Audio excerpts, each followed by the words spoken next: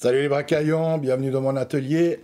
Je vous souhaite une belle année 2025 et puis j'espère que vous avez passé de belles fêtes, que vous avez bien profité. De mon côté, on va attaquer un nouveau projet et puis ça sera un projet qui sera en plusieurs volets. C'est donc un agencement de bureau. Et puis la thématique, elle est un peu spéciale parce qu'on va faire du meuble acheté, on va faire du meuble récupéré et on va enfin finir par une construction complète. Donc on va voir tout ça. Pour les plus fragiles ou les plus puristes d'entre vous, asseyez-vous. Pour le premier volet, on va partir sur une base de meubles Ikea. Oui, je sais. L'idée, c'est pas tellement de vous apprendre à monter des meubles, ça, vous n'avez pas tellement besoin de moi, et puis on va pas s'y attarder, mais c'était d'offrir à ces meubles une finition propre avec des fileurs, un vrai socle, un plan de travail qui fasse un objet bien fini. Donc aujourd'hui, on va voir ce premier volet avec ces meubles Ikea et cette finition. D'une manière un peu plus visuelle, j'avais fait quelques croquis, donc on va commencer avec ce meuble. Les autres, comme le meuble en photo et le bureau avec jambage, ça sera pour plus tard. Donc on va démarrer le montage de ces meubles qui viendront dans cette niche puisqu'il y avait déjà des prises d'une précédente installation. Donc là, rien de neuf sur le soleil, juste un petit a priori avec les jeux des tiroirs puisque ces faces ne sont pas réglables. Mais en fait, tout s'est très bien passé et je dois être honnête, ces meubles sont assez bien pensés.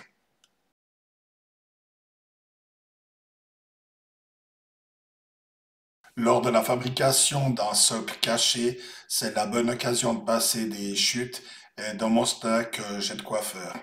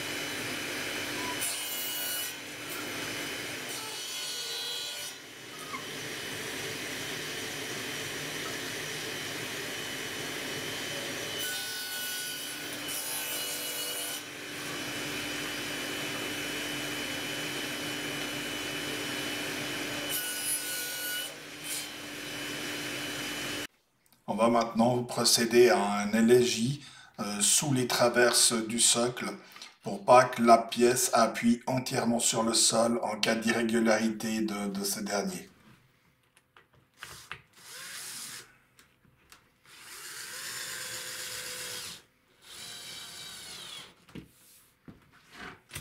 Donc on le voit, j'ai mis deux taquets pour permettre de facilement avoir les mêmes mesures et puis d'éviter aussi des rejets de pièces.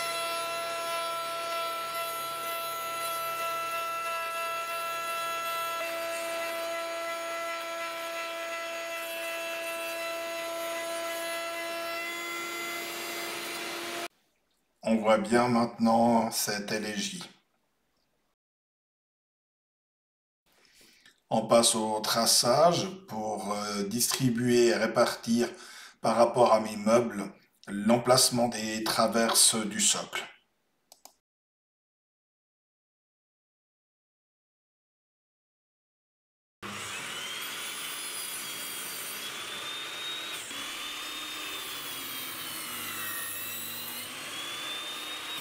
On va maintenant procéder au chanfreinage de toutes les arêtes avec une fraise à chanfreiner à 45 degrés avec un roulement.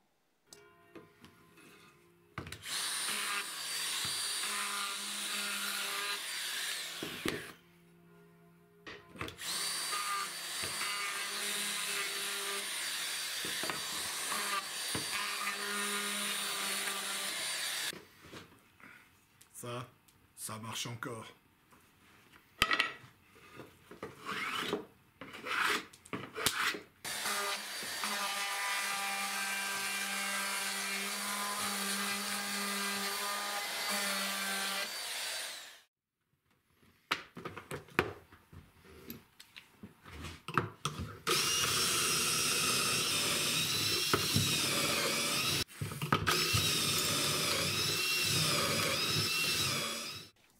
On va maintenant fixer les traverses à la face avant du socle. Et vous avez vu que malgré le fait que j'ai réalisé des assemblages avec les vis Craig, qui sont super pratiques dans ce cas de figure, j'ai renforcé l'assemblage avec de la colle blanche. T'es pas obligé de le faire, mais moi c'est une habitude que j'ai pour être sûr que mes assemblages soient bien costauds. Je prépare aussi la traverse arrière cette fois-ci, qui est un petit peu moins large. Et puis, comme tu peux le voir là, je donne un coup de perçage-fraisage, histoire de faire quelque chose de propre.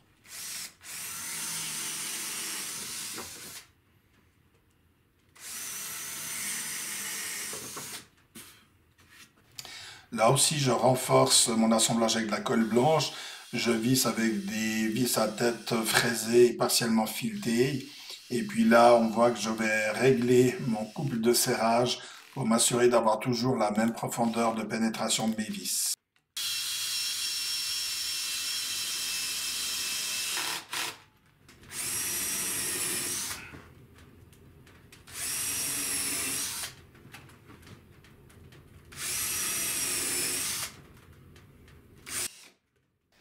Je m'assure aussi, bien évidemment, du parfait équarrage de l'ensemble.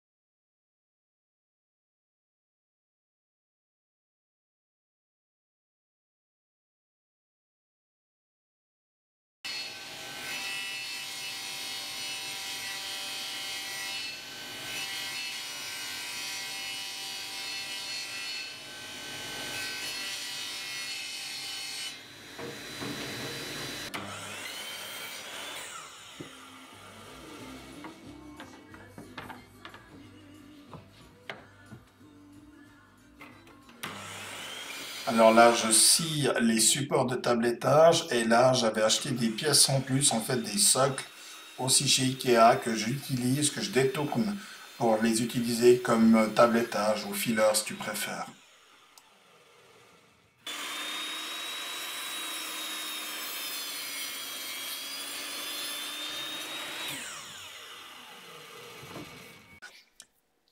On va procéder maintenant au plaquage des champs visibles de mes supports de tablettage. Quand je dis visible, c'est à peine 4 mm, entre 3 et 4 mm. Mais si tu le fais pas, tu auras une traînée noire et tu verras ton MDF. Tu le comprendras mieux sur la petite photo un petit peu plus loin. J'utilise une bande de champ de 0,4 mm d'épaisseur, le dos étant collé avec une colle thermofusible, raison de l'utilisation du fer à repasser et d'un papier sulfurisé pour éviter les taches. Et puis ici, je peux casser le bout avec mon ciseau en l'appuyant. Mon ciseau mériterait d'être un petit peu plus affûté. Ensuite, pour araser, j'utilise toujours mon ciseau. Je vais de l'extérieur vers l'intérieur de la pièce pour appuyer sur le champ. Et puis je fais des légers arrondis pour toujours avoir cet effet de ciseau avec mon ciseau. Pour revenir sur le collage, c'est vraiment super important, spécialement ce genre de champ. Sur le MDF, il a un petit peu plus de difficulté à tenir. Donc il faut absolument que tu appuies bien ton fer à repasser et que tu contrôles une fois froid que tout est bien en place. On casse les arêtes avec un papier abrasif de 180. Mes supports de tablettage et tablettage seront reliés entre eux par une fausse languette. Donc, dans une pièce d'essai, je fais mes essais de pointage. et je teste ma fausse languette pour voir si le jeu est correct. Une fois que c'est bon, on peut prendre les pièces définitives. On voit le petit champ blanc, là on voit juste la ligne du champ qui apparaît. Et puis on passe les pièces à tour de rôle.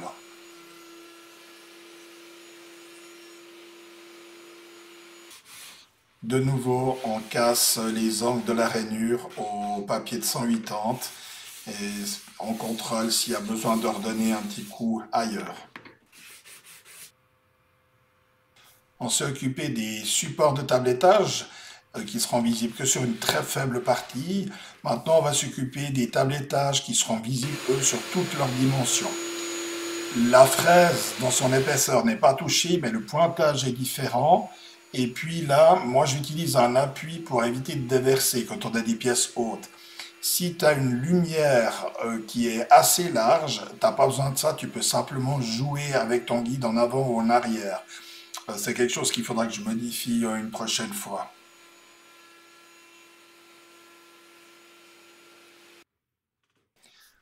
Je vais coller déjà mes fausses languettes dans les rainures. On la voit, cette fausse languette, elle est au pied de la pièce. Ça sera une opération qui ne sera pas à faire sur place au chantier. Ces languettes font 4 mm d'épaisseur. Il faut donc être un peu gentil avec. Là, je les mets en place. Je les ai coupées un petit peu moins longues que mon support de tablettage pour pas que ça dépasse.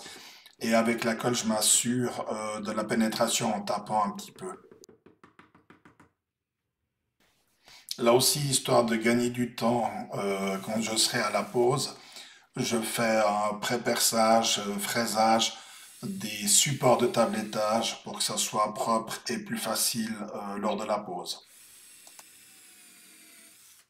Voici le dessin dont je te parlais auparavant, avec la pièce réelle sur la droite. Et tu vois, cette toute petite partie-là, c'est celle-là. Et ça fait très peu, mais ça change tout au look de ton meuble.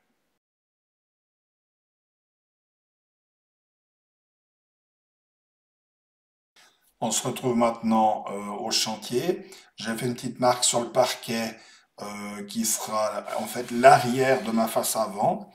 Et puis je vais procéder à la fixation d'équerre pour la fixation latérale du socle. J'ai pas souhaité fixer le socle dans le parquet pour que ce dernier puisse continuer à travailler, pas que ça occasionne des fentes ou des déformations. On met le socle à sa place en s'aidant des marques que j'ai réalisées sur le parquet. À l'arrière, pas besoin d'effacer comme ça. On s'aide avec ces cales, parce qu'il y a des grosses différences, des cales en plastique de 1 à 5 mm pour caler ce socle où il y a de grosses différences. Et bien sûr, s'assurer que tout est plan. Et s'assurer que tout est de niveau, bien sûr, dans les deux dimensions. Je profite maintenant de fixer mes supports de tablettage.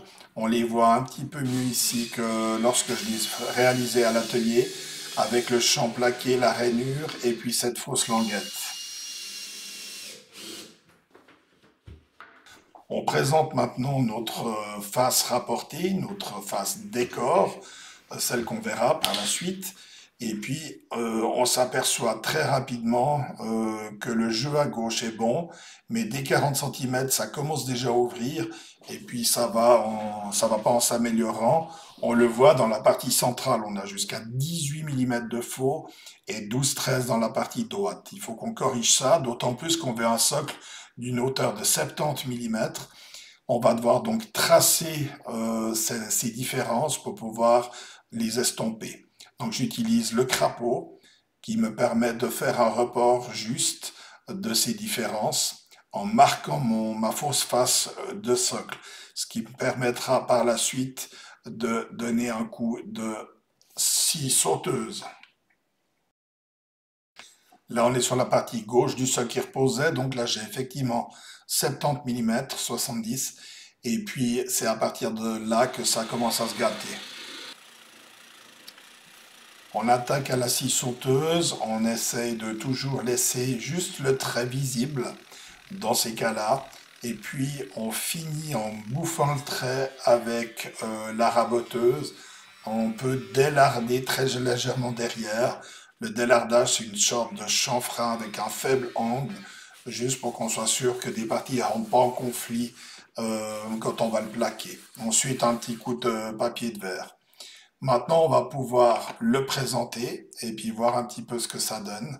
Donc là, on voit qu'on est aligné, donc on est parfait. On peut procéder à la fixation puis l'intérieur pour pas avoir de fixation visible. Maintenant, c'est comme dans la pub, avant-après, on n'a plus de jour, tout est adapté. Maintenant, je pose toutes mes caisses sur le socle. L'idée, c'est de les visser ensemble pour que ça fasse un monobloc.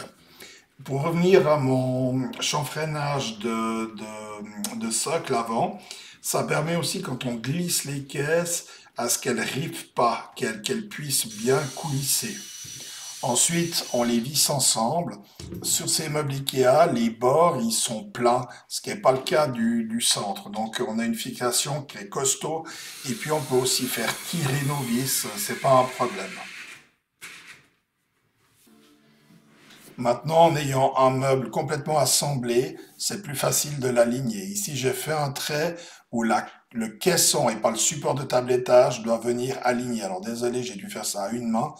Mais on voit que maintenant mon corps de meuble est aligné au trait et ça me centre complètement mon meuble dans la niche. Donc ça c'est important pour pas qu'on ait un tablettage de 150 d'un côté et puis de 32 de l'autre, quoi.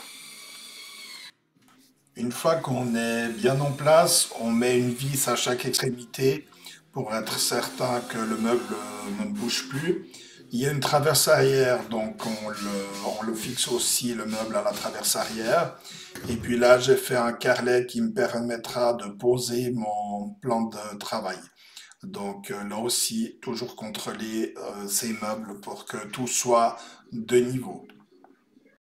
Ici, c'est la même opération que pour le socle, sauf que c'est un calibrage de largeur puisque tout est d'aplomb, donc c'est beaucoup plus facile. Je laisse juste 1 à 2 mm de jeu. On le voit, je colle directement. J'ai rien mis comme appui derrière entre la cloison et le tablettage. C'est pas nécessaire dans ce cas présent parce qu'après j'ai encore mon joint acrylique qui va venir faire collage, ça sera vraiment suffisamment solide. Pour le tenir en place, le temps que ça colle, je fais tendre mon scotch, mais on voit que avec les bons jeux, ça force pas, c'est nickel. Vraiment, je peux tout faire à la main, même sans marteau, il n'y a aucun problème.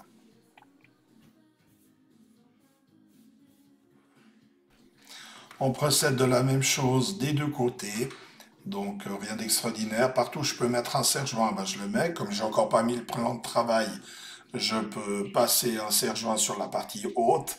Par contre, en bas, comme auparavant, j'y arrive pas, donc je fais tendre avec des scotch, juste le temps que la colle prenne.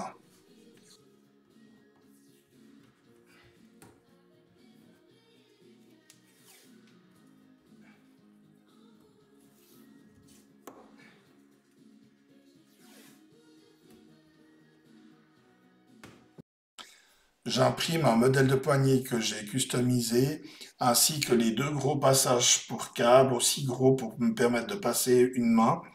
Donc on le voit avec un couvercle avec des passages pour les câbles dans le couvercle, avec des appuis. Et puis ces fameuses poignées où il y a un petit clip qui s'enlève. Et puis on peut imprimer des étiquettes en 3D donc. Et puis comme ça permet de personnaliser un petit peu tout ça en remettant le clip. Donc j'ai trouvé ça marrant. Et puis bon, voilà, ça, je trouvais ça original. J'en ai profité aussi d'imprimer ce gabarit qui permet juste en traçant l'axe de pouvoir faire les trous avec la mèche à centrer et puis de refaire après les trous au diamètre exact avec une mèche, avec une fraise intégrée. Comme ça, c'est plus propre. Ensuite, on n'a plus qu'à visser nos poignées imprimées en 3D et puis on a quelque chose de vraiment personnalisé.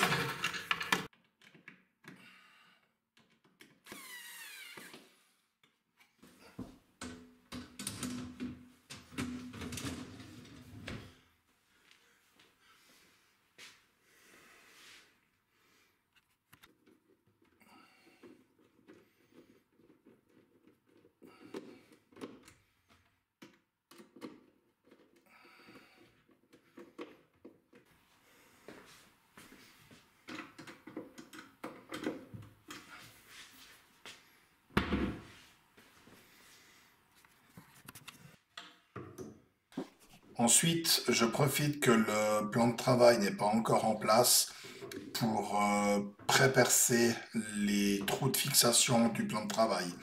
Et c'est plus facile de le faire par-dessus que par-dessous.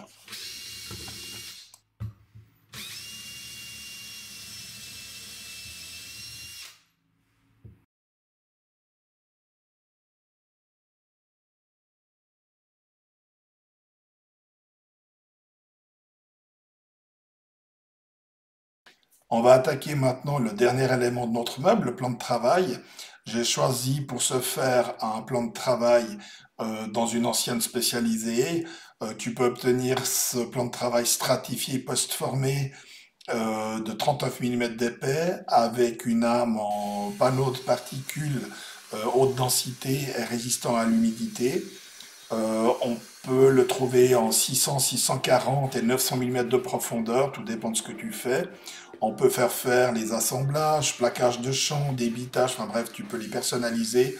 Moi, je l'ai acheté dans sa plus simple expression et puis pour être sûr des dimensions, je le débite moi-même en fonction de ma niche. J'ai juste laissé 2 fois 1,5 mm de jeu pour être sûr que quand je le transporte, bah, c'est très lourd, ben, que ça passe, quoi.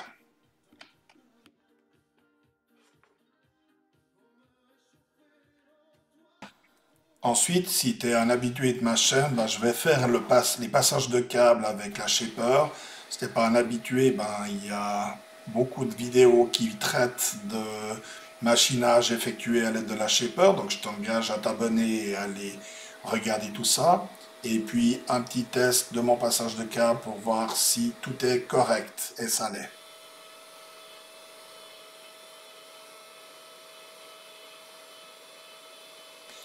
Maintenant, avec les fraises que j'ai pour la Shaper, j'arrive pas à aller au-delà de 34 mm. Il faudrait que j'aille à 39 ou plus précisément 40 ou 41 pour vraiment bien traverser. Donc, ce que je vais faire, ben, on le voit, je vais percer, puis je vais faire à l'ancienne pour la fin, et puis manger les 4-5 mm que j'ai pas réussi à faire, on le voit, hein, ça va comme dans du beurre, avec la scie sauteuse.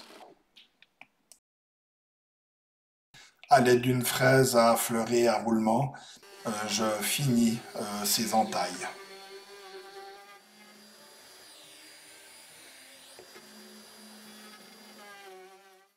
Vient ensuite l'heure de vérité, donc je l'ai testé, ensuite je l'ai reculé de nouveau pour pouvoir enfin mettre ma colle de montage, et puis pour finir de le mettre en place. Ensuite, c'est tout l'intérêt d'avoir fait les trous dans le dessus des corps de meubles auparavant. J'ai pas besoin de mesurer ni rien du tout, tout est juste. Et puis j'ai juste qu'à terminer mon lissage. Je serre un peu les pièces les unes contre les autres et je fais tirer et c'est propre. Et je fais comme ça pour tout le reste du meuble. Ensuite vient la partie la plus chiante pour moi, c'est scotcher pour pouvoir faire des joints acryl de bonne qualité, quelque chose qui soit propre. Alors contre le meuble, ça prend du temps, mais c'est plus facile parce que le scotch tient bien. Mais contre le mur avec un crépi, ben, il faut bien frotter avec le doigt pour que ça accroche. Sinon, le scotch, il a une tendance à se décoller. Ensuite, ben, euh, rien d'extraordinaire, je fais mes petits joints. Et puis là, je trempe mon doigt dans un liquide vaisselle avec un tout petit peu d'eau, plus de liquide vaisselle que d'eau, et je lisse mes joints. Et je fais pareil pour le tablettage de gauche, et évidemment pour l'arrière du meuble. Donc là, rien d'extraordinaire. J'enlève mes scotch pendant que le joint est encore frais. Je fais attention de ne pas en foutre partout, donc c'est bien d'avoir une poubelle à disposition tout près pour éviter d'en foutre partout, de tâcher dans l'appartement. Et là, ça fait quelque chose de propre. Maintenant, je peux emplacer mes gros passages de câbles. J'avais prévu lors du dessin de ces éléments un petit trou de chaque côté pour pouvoir y placer une vis. Et puis, pas besoin de les coller. Comme ça, c'est tout facile.